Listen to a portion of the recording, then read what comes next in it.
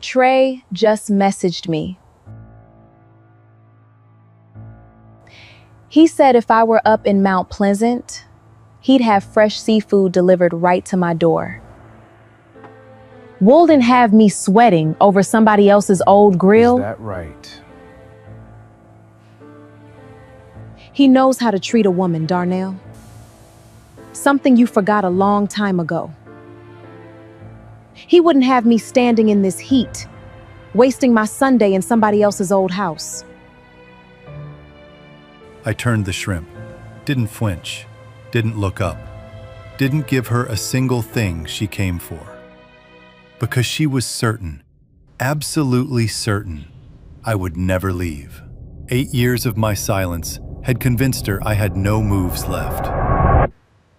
She was wrong. My name is Darnell Reed. I was 37 years old, 6'3", with a crescent scar above my left eyebrow from a fall off a ladder at age 9. The same ladder my grandfather Elton had been using to repair the gutters on his James Island house the summer he taught me that a man's hands should always be building something worth keeping. I believed, with the quiet certainty of a man who has never needed to shout to be heard, that loyalty was its own protection. That if you kept your word, kept your hands busy, and kept your heart in the right place, the people you loved would eventually recognize what they had. I was wrong about that. But what I was wrong about is more specific and far more important than you might think. Because my wife didn't just disrespect me. She did it publicly. Deliberately. On a Sunday evening in front of my mother and my sister, with the Charleston Harbor wind coming through the porch screens and my grandfather's shrimp baste warm in a bowl beside the grill, she compared me to another man. Out loud. By name. And she smiled while she did it. The kind of smile that tells you the decision behind it was made a long time ago. What she didn't know was that I had already begun building the place I was going. Not that Sunday, not when I found the messages. 8 months before that dinner.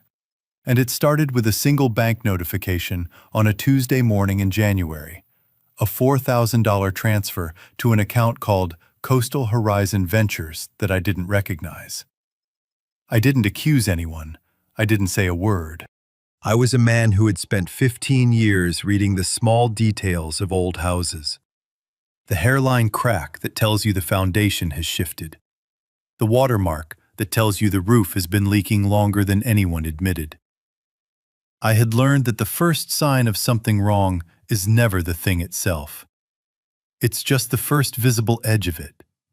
I noted it, and I started paying attention in a different way. James Island in August smells like pluff mud and salt air, and something green underneath both. The marsh grass lining the tidal creeks behind the older neighborhoods. Our house on Wapu Road was one of the tall, narrow single houses built to catch the sea breeze. Heart pine floors, 9-foot ceilings, a porch where the swing had been creaking in the same left-leaning way since before either of us was born. My mother Haven arrived first, as she always did. Small woman, silver hair in a neat bun, pearl earrings every Sunday. She settled into her chair at the far end of the porch with sweet tea and her fan. But that evening there was a tension in her stillness I hadn't seen before. She didn't rock. She didn't hum. She sat with her eyes tracking everything on that porch with the attention of a woman managing something she had not yet decided how to put down. I didn't understand that look then. I would understand it completely in about 4 months. My sister Jolie came next with cold crab salad in cellophane, adjusted it twice on the table until it sat just right, and took her seat. That was Jolie, always arriving with something nourishing, always making sure it was placed correctly. I was at the side grill, working through 2 pounds of fresh-caught shrimp with a butter garlic baste written in my grandfather's hand on an index card. One corner stained where I'd dripped coffee on it years ago during church potluck prep. and never replaced it. Cooking from a well-used, stained piece of paper felt honest. My wife sat 2 chairs from my mother. Linen dress, gold earrings, phone face up on the armrest, lighting up every few minutes. And she had stopped angling the screen away from the rest of us months ago. She no longer felt she needed to. That carelessness told me more than the messages ever would. Then she said it. Trey just messaged. Casual, into the air, loud enough for the whole porch. He says if I were up in Mount Pleasant, he'd have fresh seafood brought right to the door. Wouldn't have me standing over a hot grill in this heat. My mother's fan paused. She looked at me, not with surprise, but with something older and heavier. A look I would later understand had 6 months of weight behind it. Jolie studied her crab salad. I turned the shrimp. I did not look up. Ember continued, not a slip, a verdict she had reached long ago and was now delivering. Trey knows how to treat a woman, not like some people who spend all their time fixing up other folks' old houses and forget to build anything worth coming home to. My mother set her fan down in her lap, her hands folded over it. Still. I smiled. I brushed the shrimp. I nodded once, the way my grandfather used to nod when something didn't require an immediate response. Because the response was already decided. It would come in its own time. That night, after everyone had gone home and the harbor breeze moved through the bedroom window, my wife said almost to herself, Trey says he can give me a penthouse view of the Battery. I don't need to live in somebody's old house forever, Darnell. Not a threat, not a conversation, a conclusion offered to the room. She had read 8 years of my patience as permanence, my steadiness as an absence of alternatives. She had never once considered that a man can be completely still and moving at exactly the same time. 8 months before that shrimp hit the grill, I had already started moving. Stay right here. Because what Darnell found 2 weeks later on that old kitchen laptop is the moment this story stops being about a difficult marriage and becomes something far more calculated than anyone at that Sunday dinner could have imagined. In the 2 weeks after that Sunday, I became a man I had not previously needed to be. Not harder, not colder, just more precise. The way a carpenter gets precise when the project truly matters. Measuring twice, marking the line clearly, never cutting until he is absolutely certain. I still got up at 5:30, still made coffee in the blue enamel pot, still drove out to the Sullivan's Island cottage restoration and came home smelling like sawdust and salt air. Still asked Ember how her day went, still held the door. But that January notification had cracked something open in me that the Sunday dinner had widened into a clear view. I was no longer half watching. I started noticing everything. The first concrete thing came on a Tuesday evening. My wife left her phone face up on the kitchen counter while she showered. I was rinsing a coffee cup. The screen lit up, a message from a contact saved only as T. Did you move the rest of the transfer? I need it before Friday or the Charlotte deal closes without us. I set the cup down, slowly. That evening, after Ember was asleep, I opened the old laptop we'd kept for household bills, still logged into the joint email account neither of us had thought about in years. I sat down at her grandmother's mahogany table and I started reading. I kept reading until 2 in the morning. What I found was not impulsive. It was methodical. Patient in a way that required real discipline. $87,000. Moved in carefully spaced increments, some as small as 800, some reaching 12,000, from our joint account into Coastal Horizon Ventures, LLC. The same name from the January notification. Amounts varied. Timing varied. Nothing large enough to trigger an automatic review. She had been careful for a very long time. But it was the email, time-stamped exactly 2 years prior, that changed the weight of the room entirely. I remembered it immediately. Ember had written asking for help understanding how to structure outside investment for a friend's startup. She didn't want her friend to make expensive mistakes with the paperwork. Warm, grateful. She asked me to explain LLCs, how capital contributions should be documented, what a clean paper trail looked like. I had spent 45 minutes writing her a thorough, honest reply. I had been her instruction manual. She had taken my own careful explanation, given in good faith, given with love, and used it to build the system that quietly moved our money to Trey Blake for nearly 2 years. She didn't just betray me. She turned my trust into the architecture of the betrayal. Ember was not cruel by nature. She was frightened. And frightened people, when they are also ambitious and self-unexamined, are capable of things that openly cruel people are not, because they can do damage while still believing, deep underneath, that they are simply surviving. She had grown up watching the women in her family lose ground, security, stability, the right to stay in homes they had lived in for years. That fear of ending up small, of being left behind, had become the quiet operating system behind every choice she made. Trey didn't offer her love. He offered altitude, a penthouse, a business deal, a version of herself who had chosen correctly. For a woman whose deepest terror was being left behind, that offer was more powerful than anything steady love could provide. Because steady love asks you to be present, while altitude only asks you to ascend. And her carelessness in recent months, the phone left face up, the laptop still logged in, that was not an accident. That was overconfidence that had gone completely unchecked. She had stopped hiding because she had stopped believing I would ever look. She had made me, in her mind, into a man incapable of consequence. That was the miscalculation she would spend a long time living with. I closed the laptop, sat in the dark kitchen for a while. Harbor wind through the screens, the distant creak of the porch swing. For a few minutes, I just sat there, and something moved through my chest that had no clean name. Not rage, not grief, but something containing the shape of both. The specific pain of a man who has been generous with his trust and has just seen, in documented detail, exactly what was done with it. Then it passed, and what remained was clear and cold and precise.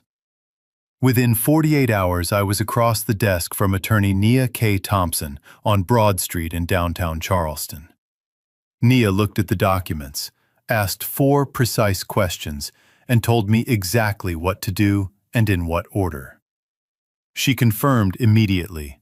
The rental properties in West Ashley and James Island had been purchased before the marriage and titled solely in my name under South Carolina separate property law. The Sullivan's Island house had been acquired under my business, LLC, and had never appeared in any joint filing. These were not marital assets. Ember had no legal claim to any of them. I had not been hiding anything. I had simply been building the way my grandfather taught me, carefully, in my own name, with documentation that reflected reality. Every evening for the next 6 weeks I came home. I cooked. I asked about her day. I watched her text Trey at that mahogany table and said nothing. She mistook my stillness for acceptance. It was the last mistake she would make about me. Ember used her own husband's advice to quietly drain their joint account for another man over 18 months. But here's the question this story forces you to answer. Is a man who notices one suspicious transaction and spends 8 months preparing in silence, protecting himself? Or is he just as calculating as she was? Drop your answer below. This one is going to split the comments. I want to tell you about the security cameras. 3 years earlier, after a string of break-ins on our block on James Island, 3 houses inside 6 weeks, 2 of them on Wapu Road, I had installed a 4-camera system covering the front door, the side yard, the driveway, and the back porch. It was a cloud-based system with a 60-day retention window, something I had chosen specifically because I managed properties professionally and understood the value of a longer record. The footage uploaded automatically.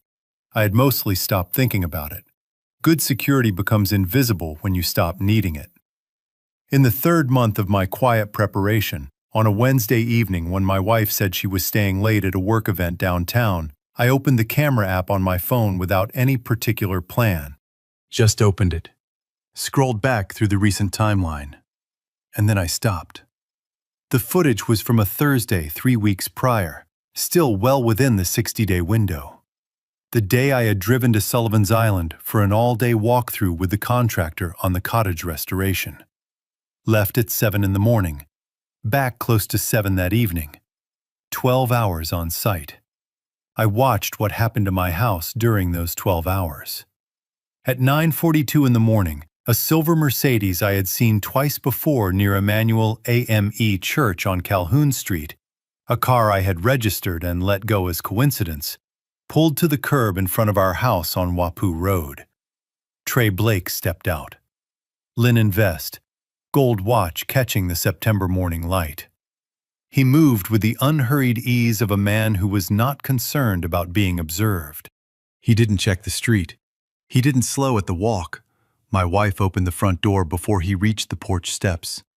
She had been watching for him. He walked into my house. The door closed. The camera ran. The harbor wind moved the Spanish moss and the oak at the edge of the yard. Slow, indifferent, the way the natural world moves when it has no stake in what human beings are choosing to do beneath it. Around noon, the back porch camera caught them briefly stepping outside. Ember with a glass in her hand, Trey leaning against the railing, both of them relaxed, unhurried, at home in a way that told me this was not a first visit. At 3:17 in the afternoon, Trey walked back out through the front door. He paused on the porch, said something that made Ember laugh from somewhere inside, and then got in the silver Mercedes and drove away. I watched this in my truck, in the driveway, on my phone, while the evening came down around the yard. Then I set the phone face down on the seat, and I sat there. I want to be honest about what the next few minutes were like, because this story isn't about a man who felt nothing. I set the phone down, and I looked out through the windshield at the oak tree in the front yard, the one I had strung lights in for the Christmas we had moved in, the one Ember had said she loved because it made the house look like it had always been there. And for a little while, I didn't think anything at all. My mind simply refused to process it in real time. There was a moment of pure stillness that wasn't strength. It was just the mind's mercy, buying itself a few seconds before the full weight arrived. Then it arrived. Not rage, something colder than rage and more precise. The specific pain of a man who has built something with his own hands and watched it be treated as if it were nothing, as if he were nothing. Not in a moment of weakness or a crisis of character, but casually, repeatedly, in his own house on a Thursday morning with the Spanish moss moving in the oak tree. I gave myself those few minutes. Then I picked the phone back up, and I got to work. Here's what the footage revealed about Trey Blake that the financial records alone could not show. Trey was not reckless. He was contemptuous. And those are not the same thing.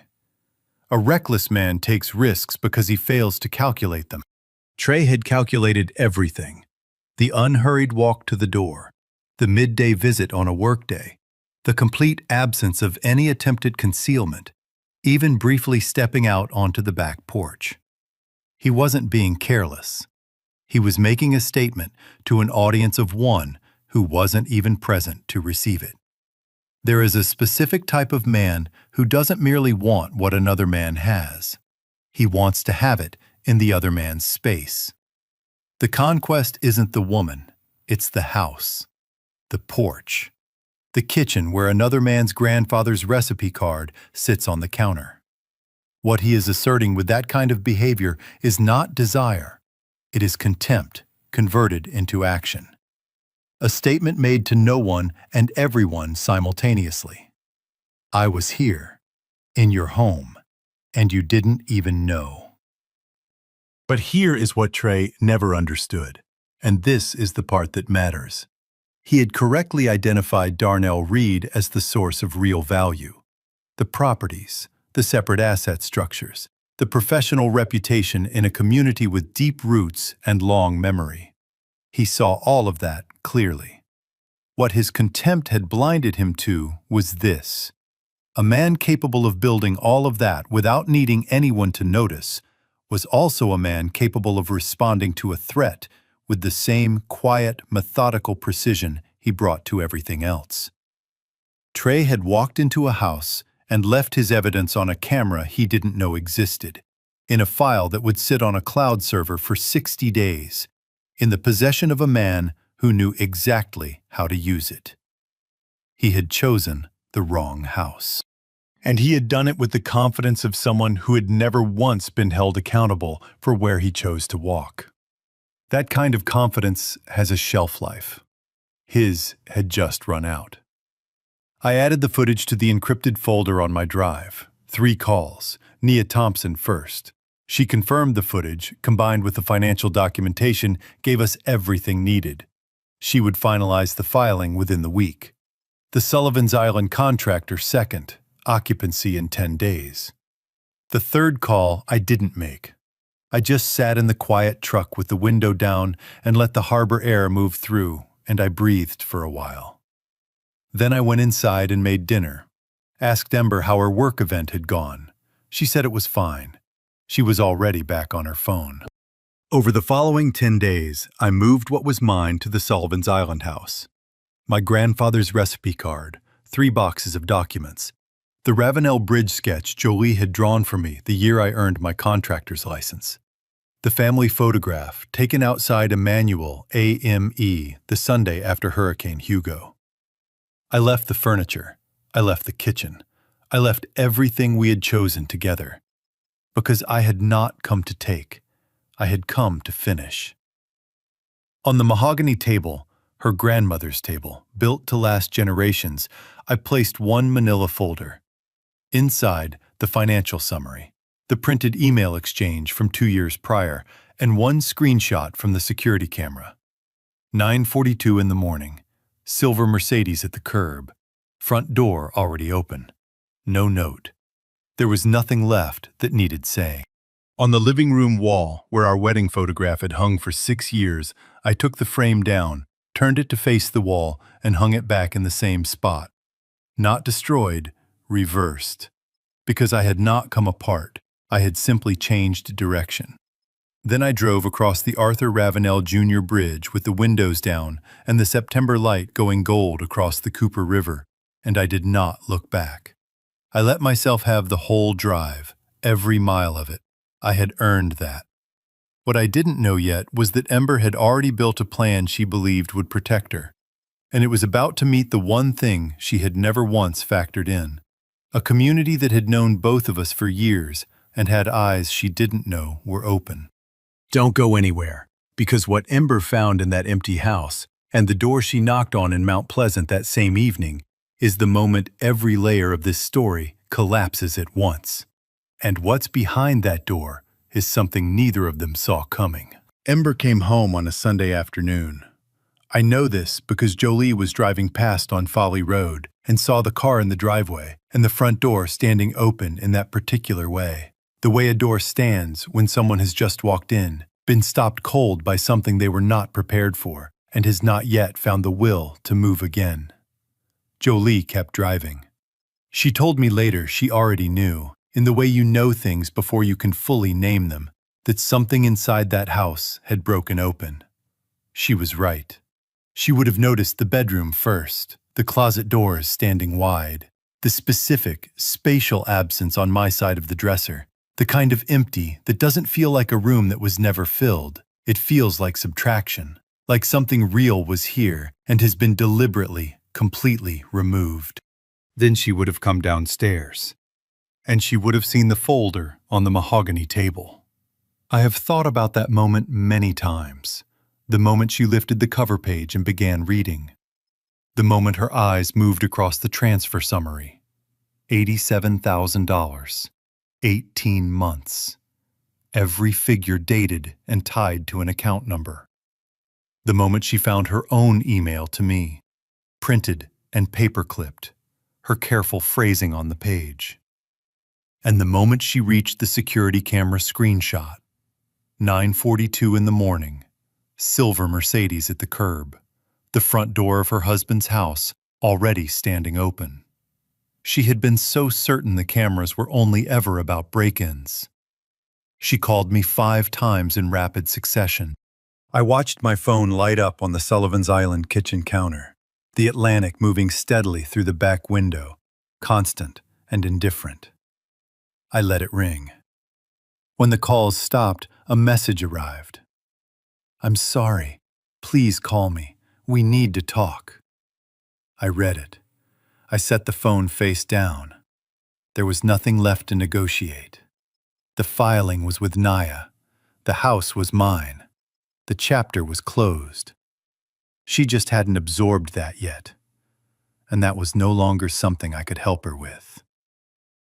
Now, here is what was building on her end that I would only learn in pieces over the days that followed. My wife had a contingency. She had been quietly assembling it for nearly a month. Small pieces, plausible details, a defensive story built to run if everything fell apart. She had confided in 2 people close to her that if the marriage ended badly, she intended to frame herself as the wronged party, a woman controlled by a financially opaque husband who had deliberately hidden assets in LLC structures to cut her out, whose silence had been a form of withholding, whose calm had been a kind of calculated coldness. It was a carefully constructed version of the truth. Every individual piece of it had something real in it. The LLCs were real. The silence was real. The emotional distance of those final months was real. What she had not allowed herself to fully confront, could not yet afford to, was that she had been the architect of every one of those conditions. Here is the psychology of what Ember was doing, and why it follows a logic that, once you understand it, is both completely recognizable and quietly devastating. She was running a survival script. Not a villain's calculation, a survival script, the kind the mind constructs automatically, without conscious direction, when it perceives existential threat to identity and standing. The moment she understood that Darnell had not simply walked away, but had walked away with documentation, legal preparation, and the full, quiet authority of a man who had been building toward this for months, her mind did what minds do under that particular kind of pressure. It searched urgently for the narrative that would keep her standing, that would preserve her identity in the community she had cultivated, that would give her a version of herself she could still inhabit without complete collapse. "I was the one who was hurt" is not a lie a person decides to tell. It is the story a frightened, humiliated person tells themselves first, before they tell anyone else, because the alternative is the one story they cannot survive, that they dismantled something genuinely real and good in exchange for something that was never real at all.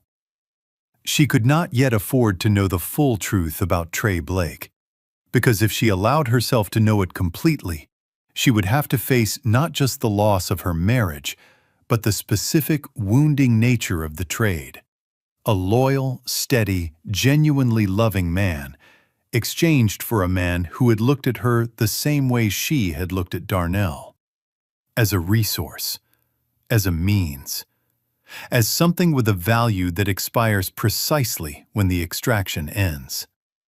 That reckoning was coming, regardless of what she did. The only open question was where it would find her. The answer was a door on Shem Creek in Mount Pleasant, on a Sunday evening, in an apartment she thought she knew. Trey had given Ember the address on Shem Creek months ago, had shown it to her as his place, his space, the life he was building in Charleston away from business travel. She had been there before. She went there now because it was the only ground she had left. She knocked. The door opened. A woman she had never seen stood in the doorway, calm, unhurried, a stranger with boxes visible behind her in the hall. She was the new tenant. Trey had quietly vacated the apartment 2 weeks prior when the financial transfers stopped and the arrangement with Ember became a liability rather than an asset. He had simply moved on. The woman in the doorway had just signed her lease. The ground shifted under everything Ember had believed she was standing on. She called Trey from the parking lot. He answered on the third ring. His voice was flat, practiced. The voice of a man who has navigated this specific moment before, and has long since stopped feeling anything particular about it. "You don't have anything left to offer me, Ember. The money's gone. I have a family in Charlotte I need to focus on. Don't call this number again." A family in Charlotte. 3 years, as Naya's contacts later confirmed. A wife who had likely understood on some level that her husband's Charleston business trips were not entirely about business. An arrangement sustained by distance and cash, and now both were gone. Trey ended the call. Just like that. Gone. The man my wife had compared me to on my mother's porch, whose name she had said in front of my family with a smile she hadn't given me in years, had seen her exactly the way she had seen me. As useful until he had everything he needed. As disposable the moment the value ran out. She had not seen it because she had been so focused on looking past me that she had never looked clearly at him. That is what unchecked ambition does to perception. It sharpens your vision for what you want and softens everything that is actually in front of you, including the truth about the people you've chosen over the ones who deserved better. 2 days after that parking lot call, Jolie phoned me. Her voice was low and careful, the way she gets when she's carrying something heavy and isn't certain of the right way to hand it over. "Mama knew," she said. The pause on my end was long. 6 months ago, she confronted Ember directly, right there on the porch, asked her plainly what was going on. Ember admitted there was someone, said it was just an old friend, nothing serious. Then she told Mama that if she breathed a single word to you, she would cut off contact. Walk away from the whole family, Dee, all of it. Jolie's voice didn't break, but I could hear the weight sitting in each word. Mama stayed quiet because she was afraid of losing her, of losing the shape of everything she'd spent her whole life holding together. I sat with that for a long time. My mother, Haven Reed, who had raised me to build things that last, who had sat on that porch every Sunday with her pearl earrings and her fan and her watchful, steady love, had been carrying a secret alone for 6 months. Not from indifference, from the specific, suffocating fear of a woman who has spent her whole life as the center that holds her family together and cannot bear to be the one who breaks it. Now I understood the look she had given me in segment 1. That long, heavy look that wasn't surprise. It was the look of a woman managing something she hadn't yet found the courage to put down. She had known.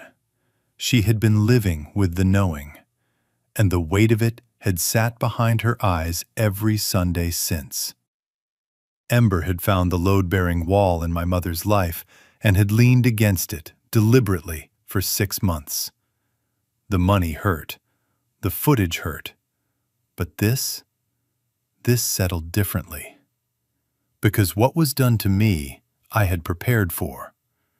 What was done to my mother, she had not deserved. She had carried it alone, out of love, and love had been used against her. That was the line, the one I could not return across. And I didn't try. Stay right there. Because what happened 3 weeks later at the Gullah Geechee oyster roast on the Battery is not something Darnell planned, not something anyone arranged. It is simply what happens when a tight community has known the truth longer than the person walking in expects, and Ember is about to find that out in front of everyone who matters. Let me tell you about the Gullah Geechee annual oyster roast on the Battery. If you have never been to Charleston in October, you need to understand the weight that gathering carries. The Battery, White Point Garden, the old oaks heavy with Spanish moss, the cannons facing the harbor, the view across the water toward Fort Sumter, is not simply a park. It is a place that holds memory in its soil, 300 years of it. When the Gullah Geechee community gathers there each fall, it is not a social occasion in the ordinary sense. It is a gathering of record, church elders, multi-generational business families from King Street, community board members, people whose names appear on plaques inside Emmanuel AME on Calhoun Street. The kind of gathering where what is said carries weight that lasts, and what is known cannot be made unknown again. Ember showed up that evening. In 2 days, it would be 1 month since she had come home to the empty house and the folder on the mahogany table. In the time between, she had not eaten well and had not slept consistently, and had spent 2 days in near total shock before the survival instinct that had driven so many of her choices kicked in once more. Not with clarity, but with the brittle, urgent energy of a person who understands they are running out of moves. She had decided to come to the oyster roast and tell her story first. I was not there. I want to be completely clear about that. I did not attend. I did not arrange to be present. I did not ask anyone to do anything on my behalf. I was sitting on the back porch of the Sullivan's Island house, with sweet tea and the sound of the Atlantic behind me, when Jolie called. What Ember had planned was to position herself at the center of the community, where both of them had been known for years, and begin speaking before any other account could settle. She would present as the wife who had been quietly miserable for years, overlooked, financially controlled, living in an old house with a husband whose silence had been its own form of diminishment. She had rehearsed the shape of it. She had dressed for it.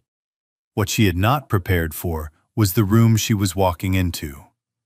Here is how the truth had moved through that community, and it moved the way truth moves in close, long-memoried places. Not through documents, not through attorneys, but through people. Jolie had told one trusted friend from their church circle what she knew. Not everything, but enough. That friend had spoken to Claudette Sims, who had run the Community Resource Board on James Island for 11 years, and who had known the Reed family since before Darnell was old enough to carry his grandfather's toolbox. Claudette had spoken to Raymond, who had a business on King Street, and had shaken Elton Reed's hand at that contractors association more times than he could count. And so it had traveled, not as gossip, but as the kind of quiet, concerned knowledge that moves between people who share a community and a sense of responsibility to it. By the time Ember walked into that oyster roast, the room already knew. She found a small group near the food tables, 3 women from a neighborhood association, and began carefully constructing her account, 1 piece at a time, measured. Plausible. She got about 4 minutes in. Claudette Sims walked over, not quickly, not dramatically, with the unhurried, settled authority of a woman who has been the calm center of too many difficult moments to feel the need for volume. She said, I was told this word for word by 2 separate people afterward, very simply. Ember, honey, there are people here tonight who already know the full picture. You might want to think very carefully about what you say next. The 3 women in Ember's group went very still. Ember looked at Claudette. Then she looked at the wider room, at the deacon standing near the fire, at Raymond who had turned to face her from across the tables, at the 2 resource board members whose expressions carried not hostility, but the particular gravity of people who have already done their reckoning and are simply waiting for yours. She opened her mouth, and then nothing came. For a moment, she seemed to consider pushing through anyway, the survival instinct one more time, looking for a seam to move through. But there was no seam. The room was solid. Claudette held her gaze gently, but without any give. There's no version of tonight that ends well for you if you continue, she said, quietly enough that only Ember could hear. Go home. Take care of yourself. Some things can't be managed from the outside. Ember left within 20 minutes of arriving. The wood smoke and the smell of oysters coming off the fire and the sound of the harbor behind the tree line. All of it continued on around her departure, as if nothing of particular note had occurred. Because in a community that has been through 300 years of things that mattered, it hadn't. Joey called me from her car on Murray Boulevard, window cracked, her voice careful and a little sad, and underneath both of those things, quietly, genuinely relieved. "She's not okay, Dee," Jolie said. "I'm not saying that to make you feel anything in particular. I just think you should know." "I know," I said. "Mama wants to hear your voice. Call her when you're ready." "Sunday," I said. "I'll call her Sunday." A pause on the line. Harbor sound somewhere in the background. Hard to tell if it was her window or mine. The water always close to everything on this stretch of coast. "You doing all right?" Jolie asked. I thought about that question the way you think about a simple question that turns complicated the moment you try to answer it honestly. What I felt was not triumph. Not the clean, uncomplicated relief people describe after justice. What I felt was the particular earned exhaustion that comes at the end of a long restoration. When the last piece is set, the structure is sound, the work is genuinely finished, and you stand back and look at what you've done, and you know it is good. And you are tired. And the tiredness is not unpleasant, because it came from something real. "Yeah," I said. "I'm all right." And I meant it. As for Trey Blake, Nia informed me through appropriate channels that Mecklenburg County had opened a financial crimes inquiry into Coastal Horizon Ventures, LLC. Multiple women across multiple states. A pattern of manufactured intimacy, cultivated access, and systematic extraction that had been running longer than any single relationship in it had known. The kind of operation that requires patience, charm, and a complete absence of conscience, and that eventually, inevitably, generates enough of a paper trail to attract the attention of people with subpoena authority. Some things dismantle themselves. You just have to be clear-eyed enough to step out of the way and let them. Don't go anywhere, because the woman who had been quietly standing in Darnell's corner long before he knew he needed anyone there is about to tell him something that reframes everything he thought he understood about who had been watching over him all along. I want to tell you about Isla Ellis. 2 years before any of this, I had first noticed her at Sunday service at Emmanuel AME Church on Calhoun Street. The historic one, white clapboard, the kind of building whose walls have absorbed enough of human life that you feel the difference in the air when you walk through the door. Isla ran a Wednesday evening literacy program in the fellowship hall, steady, present without needing to announce it. We had spoken briefly a handful of times. Honest, easy conversation, the kind you have with someone you recognize immediately as good. There had been one moment I had never set down. At a community fundraiser, Ember had made a comment about Trey in the middle of a group conversation, said his name with a particular warmth, glanced at me with that look she had developed for communicating my inadequacy without words. I had smiled and redirected my attention. I had become very practiced at that. Isla had been nearby. She had seen it. And when Ember drifted across the room, Isla leaned slightly toward me and said, simply, without performance, "You don't deserve to be treated that way." Just that. Then she moved on. I had carried those 7 words for 2 years without knowing what to do with them. 5 months after I moved to Sullivan's Island, on a Saturday morning in late November, I saw her on the beach at Station 22. Locks down, shoes in one hand, walking the wet sand at the edge of the tide line with the unhurried pace of someone thinking clearly and in no hurry to stop. She saw me. She stopped. We talked for 2 hours while the Atlantic moved around our feet and the November light shifted from morning white to coastal gold. The kind of conversation that happens between 2 people who have each been separately patient for a long time, and that patience has finally arrived somewhere worth being. In the weeks that followed, as we began spending more time together, slowly, without pressure, she told me something I hadn't been prepared to hear. "A few months before you left Wapu Road," she said, A friend of mine who works at a notary office in West Ashley mentioned paperwork she had seen, a power of attorney request on a property that didn't look right. The name on the authorization wasn't the owner of record. She held my gaze. I didn't know for certain what it meant, but I reached out to someone who knew Nia Thompson and made sure Nia was looking at West Ashley specifically. I kept my distance because you needed to handle things your own way, but I wasn't going to stay silent if there was something I could do. She had known, without being asked, without any relationship between us that gave her a claim on the outcome. She had acted quietly, in the direction of someone else's protection, because she believed it was right, and she was in a position to do something about it. Every other significant action in this story was driven, at least in part, by self-interest. Trey acted from greed. Ember acted from fear. Even I acted from the need to protect what I had built and reclaim my dignity. These are human motivations. There is nothing wrong with them. Isla acted from none of them. She had nothing to gain. There was no relationship to protect, no reward to anticipate. She simply observed something unjust, identified something small she could do, and did it, without fanfare, without telling me, without requiring it mean anything beyond itself. That is what genuine character looks like in the absence of an audience. Quiet, unglamorous. A phone call made on someone else's behalf when no one is watching. I had spent 8 years married to a woman who had looked at me and seen a means to something else.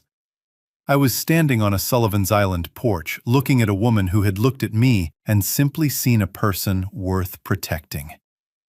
The difference between those two things is not a detail. It is the entire story. We built something together slowly, with patience, with attention to the foundation before anything goes on top of it, with the shared understanding that neither of us was in a hurry to repeat the experience of something built on an unsteady base. Once, just once, standing on the Sullivan's Island porch with Isla's hand in mine, watching the last of the light go over the water, I thought about my wife as she had been, at the very beginning. Before Trey, before the transfers, before the Sunday dinners and the comparisons. I thought about the woman I had believed I was building a life with, and I let myself grieve her. Not the woman she had become, but the one I had once been certain she was. That grief is real. I don't pretend otherwise. A man who walks away from 8 years without carrying something is either a liar or a man who was never truly present. I had been present. I had loved genuinely. And I had been wrong about who I was loving. Jolie comes on Sundays sometimes. Crab salad in cellophane, adjusted twice on the table before she's satisfied. My mother calls Sunday evenings. The porch swing on Sullivan's Island creaks in the left-leaning way. Different house, same island, same sound. I keep meaning to fix it. Maybe I'll leave it. This story reminds us that loyalty without self-respect is not love. It is a slow disappearance. Darnell didn't leave because he stopped caring. He left because he finally understood that staying in a place where you are not seen is not devotion. It is erosion. And there is a difference between the two that matters enormously. If you have someone in your life, a son, a grandson, a neighbor who still brings your mail in when it rains, who is quietly absorbing more than he should, do one small thing this week. Sit with him on the porch after supper. Not to fix anything. Just pour 2 cups from the old percolator, pull your chair a little closer, and say, "I see what you're carrying. You don't have to carry it alone." That's it. No grand gesture, just one honest moment of being seen. Sometimes that is the only thing that changes everything. Real humans created these narratives from personal observation and moral conviction. AI helped refine the structure and flow, ensuring the core lessons about dignity, prejudice, and redemption shine through clearly for every viewer. Production team story and screenplay by Quinn Fung. Character development and visual conceptualization by Chris Wynn. video scripting and scene adaptation by David Wynn. A passionate team dedicated to bringing this story to life.